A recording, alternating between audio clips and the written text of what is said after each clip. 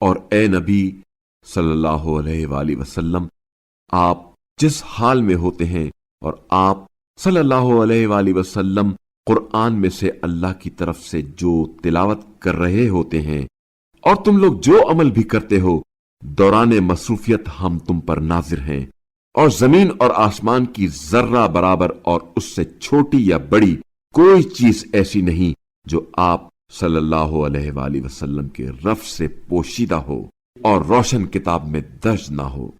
سنو، جو اولیاء اللہ ہے انہیں نہ کوئی خوف ہوگا اور نہ وہ رنجیدہ ہوں گے، جو ایمان لائے اور تقوی پر عمل کیا کرتے تھے، ان کے لیے دنیا کی زندگی میں بھی بشارت ہے اور آخرت میں بھی۔ اللہ کے کلمات میں تبدیلی نہیں آ سکتی، یہی بڑی کامیابی ہے۔ اور اے نبی صلی اللہ علیہ وآلہ وسلم، آپ صلی اللہ علیہ وآلہ وسلم کو ان کافروں کی باتیں رنجیدہ نہ کریں۔ ساری بالادستی یقیناً اللہ کے لیے ہے، وہ خوب سننے والا دانا ہے۔ آگاہ رہو، جو کچھ آسمانوں اور زمین میں ہے یقیناً سب اللہ کی ملکیت ہے، اور جو لوگ اللہ کے سوا دوسرے شریکوں کو پکارتے ہیں وہ کسی چیز کے پیچھے نہیں چلتے بلکہ صرف ظن کے پیچھے چلتے ہیں، اور وہ فقط اندازوں سے کام لیتے ہیں۔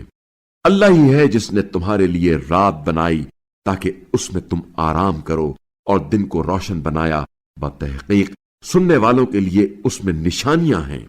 وہ کہتے ہیں اللہ نے کسی کو بیٹا بنا لیا ہے، اس کی ذات پاک ہے، وہ بے نیاز ہے۔ جو کچھ آسمانوں اور زمین میں ہے وہ سب اسی کا ہے۔ تمہارے پاس اس بات پر کوئی دلیل بھی نہیں ہے۔ کیا تم اللہ کے بارے میں ایسی باتیں کرتے ہو جو تمہارے علم میں نہیں؟ کہہ دیجئے، جو اللہ پر جھوٹ بہتان باندھتے ہیں وہ یقیناً فلاح نہیں پائیں گے۔ یہ دنیا کی عیش ہے، پھر انہیں ہماری طرف لوٹ کر آنا ہے، پھر ہم انہیں شدید عذاب چکھائیں گے، اس کفر کی پاداش میں جس کے وہ مرتکب رہے ہیں۔